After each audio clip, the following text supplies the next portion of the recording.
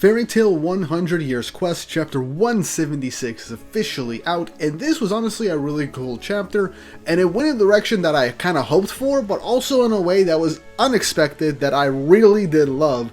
And for most of this chapter, it focused on Zero, Natsu, and Midnight, but the end of the chapter has people reading kind of questioning what could possibly happen next, with a potential reveal within the next chapter. So we got some exciting stuff to look forward to. But before we jump into things, don't forget to like and subscribe and hit the notification bell for updates on future videos. Really helps, and it shows you guys enjoy the content I make here on the channel and shows you want to see more. Also, if you want to see me talk about a bunch of different manga, go and check out my manga podcast, Shonen Pulse, over on the Panel Focus YouTube channel. Link in the description down below, where me, Yatogami, and Nox talk about a bunch of different manga from multiple different magazines. We talk about 9 different manga in total. So if you're looking for me talking about one of your personal favorites, or if you're trying to look for something that could potentially catch your eye, go and check out those podcasts. I would really appreciate it. And also go and check out my second channel that I'm starting up, with the first video going up this weekend most likely, and that is GW Comics, where I'm going to be talking about multiple different comic books, mainly Ultimate Marvel and Absolute DC, as well as doing some video essays and recommendations, and issue reviews for whichever comics I believe I would enjoy. That's a passion project, so it would be very much appreciated if you subscribe to that. Link is also in the description below. Now with all that out of the way, let's jump right into the chapter. Chapter 176 of 100 Years Quest, titled Shattering Hope. Cover image is Harai as a train conductor. Fun, cool, whatever. Now, we continue on with the start of this chapter from where we left off last week, where Natsu swoops in, kicks Zero in the face, and manages to get in the middle of him and Midnight's fight, as Midnight was on the ropes and seemingly about to get defeated. Natsu stares at Zero and says, "Up to no good again, huh, you guys?" As Happy says that it's Zero and Midnight, and Alderaan was revived too. Misfortune ends up saying that Alderaan was their fault. They revived the dragon gods to create a world of dragons, but now she knows that what they were doing was wrong. Midnight is struggling to stay on his feet after the beatdown he had, telling Natsu not to get in his way as this is his fight. And Natsu, not paying attention, instantly gets sucker punched by Zero in this pretty comedic panel, which is honestly kind of funny because this didn't affect Natsu too much, but that was just a funny sucker punch from Zero, taking the opportunity to deal at least one blow on Natsu for everything that happened to him. And that shit-eating grin he has on his face, saying how long he's waited for this moment. But before any of that, we cut back to Jamil as we see Erza clashing with Wed. And I'm liking the paneling and choreography as they manage to parry and dodge almost all of their own blows. Erza managing to dodge one big hit, and even grazing and cutting a piece of Wed's armor. And the crack starts to spread a bit further. But before we get to see more of that fight, I know we got a bit of a tease of that, unfortunately, we then cut back to Natsu and Midnight against Zero. Now Natsu gets up after getting that sucker punch, saying when someone picks a fight with you, you gotta take them up on it. Saying that's the fairy tale way, charging in with a blazing fist to take on Zero, but Zero blocks it. And Zero is excited, saying that he's been reborn and he has new powers. Saying history will come to an end before my eyes, this is the start of a new era of nothingness. As he says, open portal of the demon's wail, and Natsu recognizes what happens, as Zero casts his Genesis Zero spell. And again, this, if we remember, this was the spell that almost beat Natsu during the Arashi Seisarc after Natsu awakened Dragon Force. And Natsu managed to burn his way out of that, thanks to some pep talk from Igneel.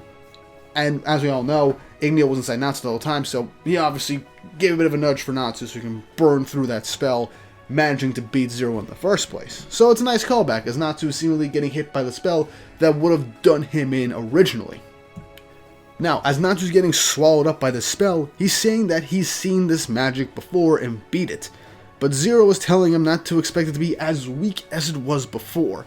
But Natsu then fully releases his magic, going for a Dragon Slayer's secret art, Shiranui Gata, blaze of the Fire Phoenix sword, lunging straight through Zero, landing a hit.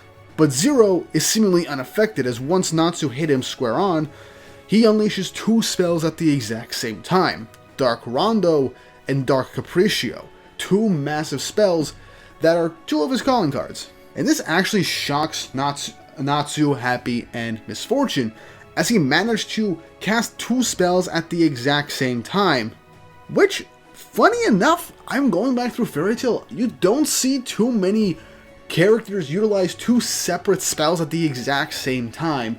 At least, not in this manner. At most, we get like different combinations of abilities, but never casting 2 spells all at once. I think maybe Gray has done it before, but outside of that, I don't think we've gotten multiple spells activated and utilized in this manner at the exact same time and cast at the exact same time. So that shows Zero's mastery over magic and his abilities to use 2 different spells at the exact same time. Then again, I could be misremembering and I'm giving Zero way more credit than I'm giving him, but based off of my knowledge and as well as going through the anime, I don't think anyone has really done something like this before, which is honestly very impressive if it is true. And as Natsu is about to get hit by these blows, Zero, cackling, says, "Begone, Natsu Dragneel." As in a 2-page spread, a massive explosion occurs. And after this explosion and the dust settles, we see where Natsu is as the smoke slowly begins to clear. And we see a panel of Natsu as a lifeless husk of stone crumbling around, as Happy and Misfortune believe Natsu has just been killed by Zero, and Zero also thinks this as well. But as Natsu is beginning to crack, the next panel, which I love how this is drawn by the way, begins to shatter. And we instantly see Midnight hit Zero square in the chest, shattering through a massively, very believable illusion that Zero managed to fall for, with Midnight smirking, saying, "You let your guard down." Zero reels back from the punch, saying, "That was an illusion?" And then Natsu was an illusion the whole time? But Midnight clarifies, "Oh no, Natsu really did come here, but you're my prey, so he let me have you." And then cut to Natsu, Happy, and Misfortune bolting away from the location to head to where Ignia and Ferris are, as Macbeth, over the guise of the illusion most likely, told Natsu that Erza is in Dramil and that the Fire Dragon God and the Black Wizard are there, and to please let me handle Zero. And so Natsu is speeding towards that location, and Natsu says, "Yeah, you didn't even have to ask me. I ain't got time for that," as he's going to where Erza is. Now before we continue on with the last bit of this chapter, I like this decision that Mashima has gone for. The fact that we got a brief confrontation with Zero, but more or less the whole thing was seemingly an illusion the whole time, is really, really cool. And I like that Midnight took advantage of his obsessive grudge against Natsu to cast one of his incredibly well timed and very believable illusion that he's very known for, one of his nightmares, that made Zero think that he had killed Natsu in a very one-sided manner, only to get sucker punched breaking through the illusion. And I'm just gonna say this again, I love it when mangaka get incredibly creative with their panel work, and the way the shattering effect was for that one panel of Natsu as like a shattering block of a lifeless statue type corpse was really cool. And Natsu leaving Zero to Midnight, if we really think about it, makes a lot more sense than some people would think, because while Natsu is a bit of a meathead and he would love to fight people, especially if they take the fight to him, like with what happened with Brian, right now he knows the more important thing. A, Erza might need his help, and B, Ignia and Ferris are in that location, which is why he's there in the first place. And if Midnight is offering to take this fight from him, he's going to take it because there's a much bigger fight and a much more important fight that he needs to be around for. And yeah, we can claim a whole bunch of stuff about Natsu, but at the end of the day, he will know what the bigger priority in a very bad situation is. So, I like this decision. And this also shows that Natsu isn't going to steal a fight from Midnight, and we'll get to see a bit more of what Midnight can do, now that he's got to see what more of Zero can in fact do with his attacks, as well as Midnight kind of showing his card to Zero, but also planting it into his mind that illusions can in fact happen and he can get caught in them. So, this fight is far from over, and while I don't think Midnight is definitely going to win, I do expect now that the tables are turning that he'll put up a lot more of a fight. Same with the rest of the Sace once we catch up to them. But enough time from that, we cut back to Dramil as the chapter is about to end. As in the final page, Wed's armor, after that one nick, manages to crack and spread throughout the armor, and their face piece, their helmet, instantly cracks. And once we get a brief image of the face, Erza just says in shock, "You're," and it ends the chapter. So, let's take bets. Who do you think Wed is going to be? I know a lot of people said, oh, Wed is Simon. He brought back Simon. I don't think it's Simon, but the possibility of it being perhaps a Simon from a different world is very possible. A revitalized corpse, something like that, or somebody else that we've met along the way in Fairy Tail to be one of Ignia's best people. I don't really have anybody in mind right now that could potentially be the case. Maybe it's Erza's father, for all we know. Or maybe instead of it being somebody that she actually knows, maybe Wed is something other than human, or something else other than just dragon and human, for all we know. It could be something else. We don't know. But it seems like we'll find out in the next chapter, which I'm excited for.